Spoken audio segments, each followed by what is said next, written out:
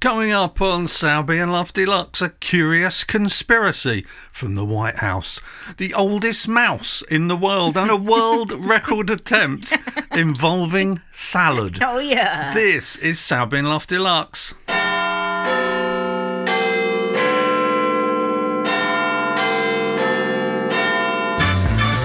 Live on tape from Studio Senseless in leafy London town, it's Sowerby and Luff Deluxe.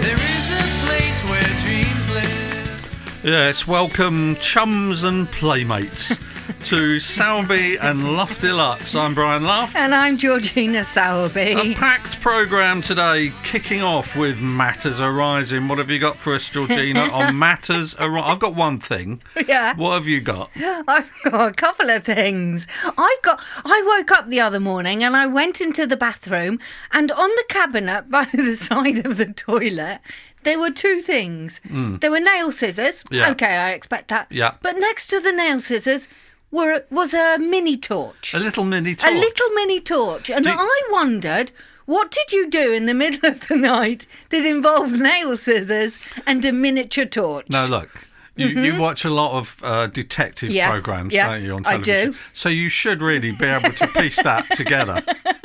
So you got up in the middle of the night, probably had a bit of a little tick in your nail, you know, No, the it sort of wasn't. thing that catches all the time. It was catching on the pillow, so No. you thought, I'm going to cut my nails quickly. 2:00 in the morning, don't want to disturb anyone by putting the light on, so let's use the mini torch. No, you're wrong. And it wasn't Okay. in the middle of the night. And it's something I do all the time. Okay. And you just... Of course it is. You just never noticed it I've before. never noticed. What do you do with the mini torch and nail scissors? There's a mirror in the bathroom, and above the mirror is a light. Yes. Right? Now, that light fused or blew up or did whatever it did about 6 months ago. Right. And we haven't been bothered No. to actually get someone in to do it. No, or to 'cause actually- there's another light or to working. take it. Yeah, exactly. Yeah. But that's the light that you need to do very delicate little operations on your face. Okay. You see? Oh, face. Yes. Now, Oh, I didn't. I've got a yes. moustache. Yes. As long-time listeners to this programme will know.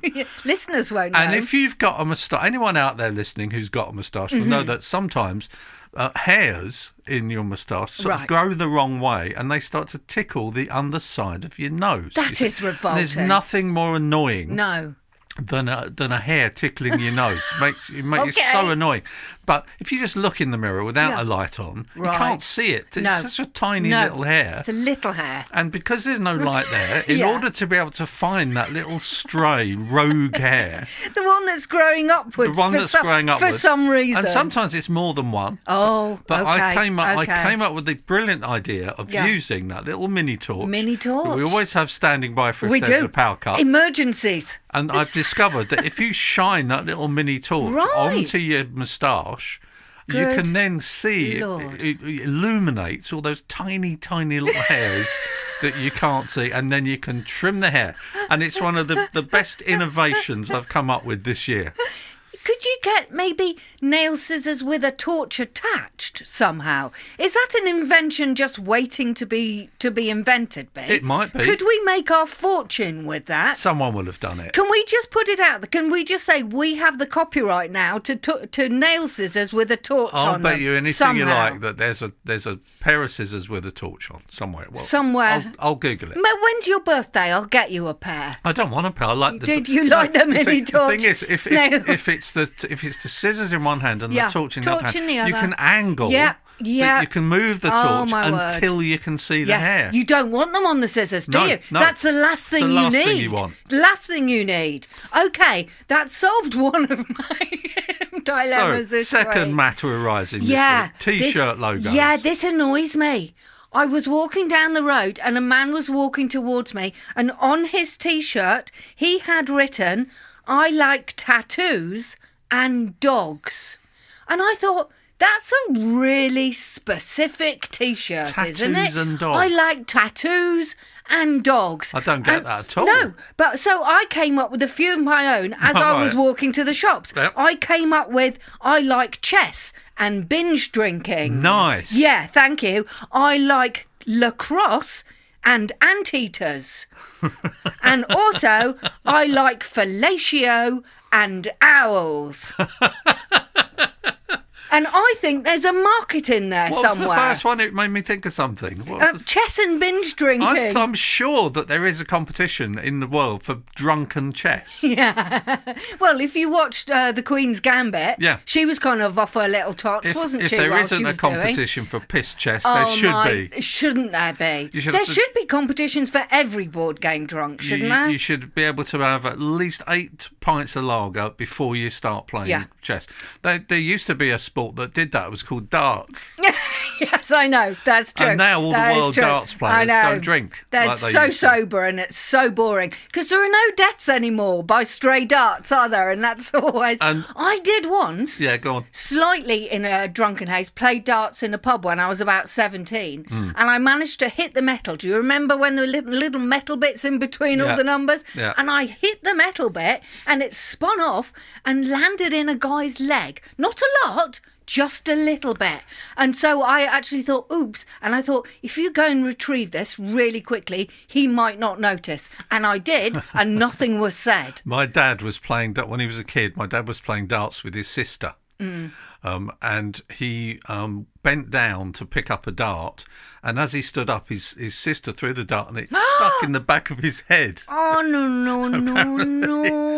And You he see, ju- that's not good, And his is it? sister just very calmly went and took it out. Took it out. I don't think he was ever the same again. to be honest, That after explains a lot. And there's one last matter arising. Yeah. I've written down the glass bridge on the 7th floor. Yeah, we went to an office building during the week in order to do some work, and it was on the 7th floor of a very posh new building. Everything was glass, everything was transparent, everything was see-through. You could see every other office. Now, the only problem I had with this is that you got out of the lifts and then you walked across a glass bridge on the 7th floor in order to get to the It's like offices. Vertigo, wasn't it? Yeah. In order to get to the offices where we were working. Now, that I don't have a problem with. I could blinker myself, I could focus on the door and walk straight across. We're in, everything's been achieved. Now, the only problem I had throughout the day was that we were working in the offices on one side, and where in a building would you put the toilets? On the other side of the glass- bridge. And you were drinking coffee. Next to the lifts. Yeah. I drink coffee. If I drink coffee, I keep myself awake. If I keep myself awake by drinking coffee, I need the toilet every 20 minutes. So someone with vertigo like me really was not in a great place where I had to keep going la la la la la la la la pee la la la la la la la back in the office. I don't have vertigo, but even No, I know. walking across that bridge, Yeah. daren't look down. No, It was. I know. In fact, the one occasion I did look down, and everything revolved It's like in a Hitchcock movie. I know. It was so far And down. what amazed me, though, was every time I came out to go to the toilet and went la la la la la la la la la across this bridge, there was always someone just relaxed, like leaning on the side of this bridge with 7 floors down. And I just thought, no.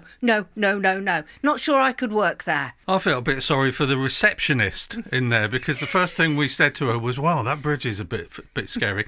Every single person that comes into that building Yeah, I know, must go. must say the same Yeah, thing. that's not great. But she was very polite. She was. Despite that fact that she'd heard that for the 1000th time that day. That was Matters Arising. It's Don't Bogart the Finger Monkey next. Don't bogart the finger monkey. What have you got for us, Georgina? There's a great headline this week, and I think it might be one of my favourite headlines, and that's a big competition right there. The headline this week was, "Man avoids jail after stabbing nursery's pet tortoise in drunken attack." Wow, that's so specific. Unpick that one. Do you think there's a lawyer that specialises in those cases? Do you think there's a lawyer that does tortoise-related felonies? I know. But how drunk do you have to be where you try and stab a tortoise in a nursery? You go into a children's school and try and stab the tortoise. I think, now, my theory was behind this, did your parents ever have to do the look after the school animal during the weekend or on holidays? Yes, there was a rabbit. My mum and dad got stick insects, and I wasn't dead fond of stick insects, so my mum and dad look after the school stick insects. I reckon this man has been given the tortoise for too long, and he's taken it back in and then just had a meltdown. The first thing that occurs to me with that story is just exactly how do you stab a tortoise? Because it's got a hard shell on the top and on the bottom. Yeah, well, luckily the tortoise wasn't hurt because he is quite well protected the case of a felony of stabbing. Would you have to stab the tortoise sort of like between the top shell and the second? A bit like when you open an oyster. Would you have to stab the tortoise like that? Like in there. Or go for its soft parts. Go for its little hands and its face, maybe.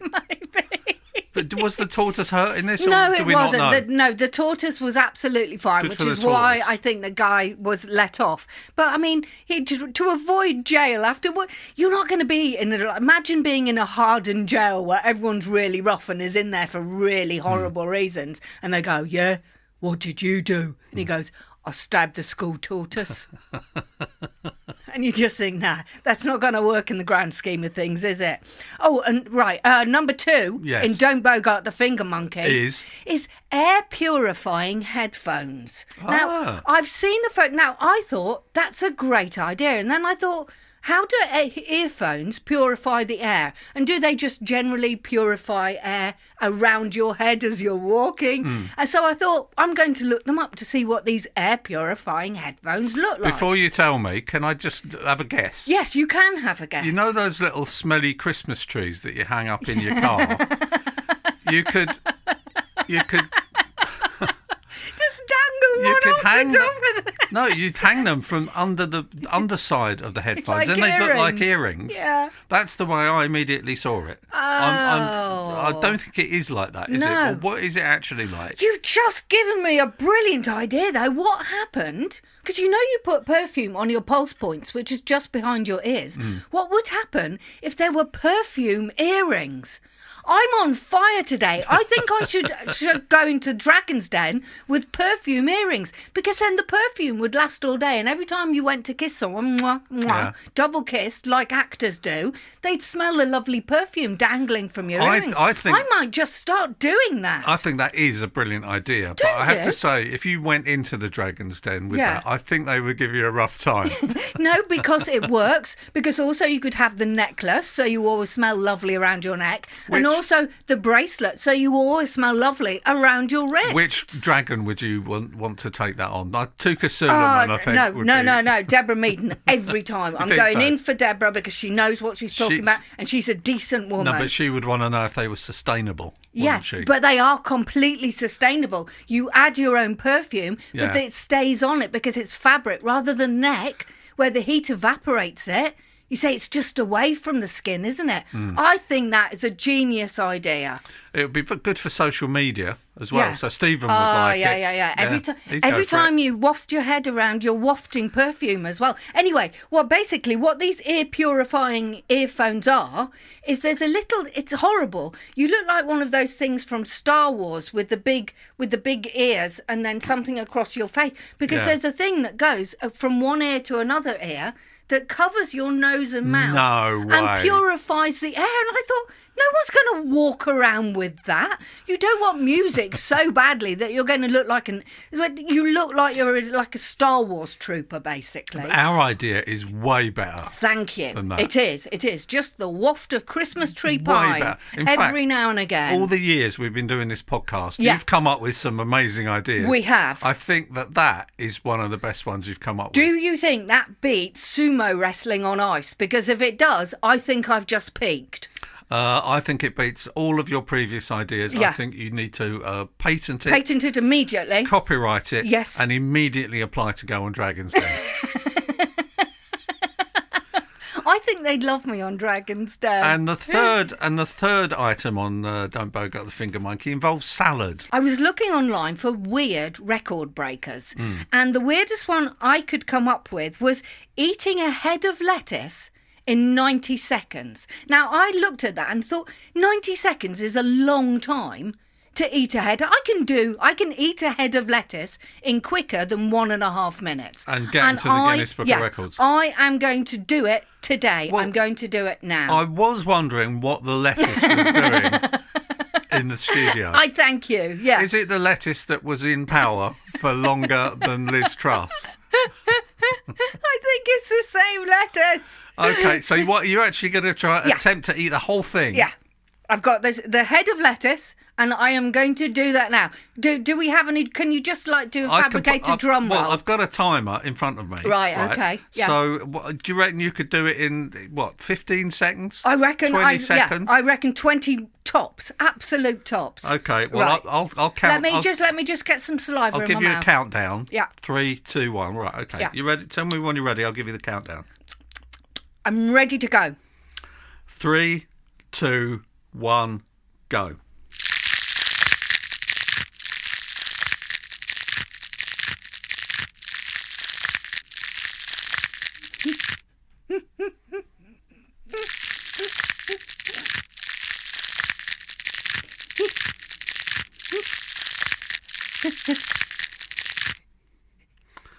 That was 20 seconds. There's a little tiny bit of lettuce left. Hold on. Let me do it.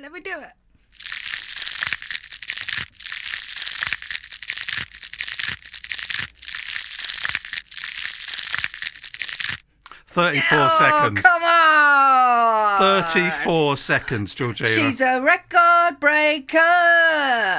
Yeah. So, so that was... I've come into the studio in such a good mood today. So that was Don't Bogey Up, Finger Monkey.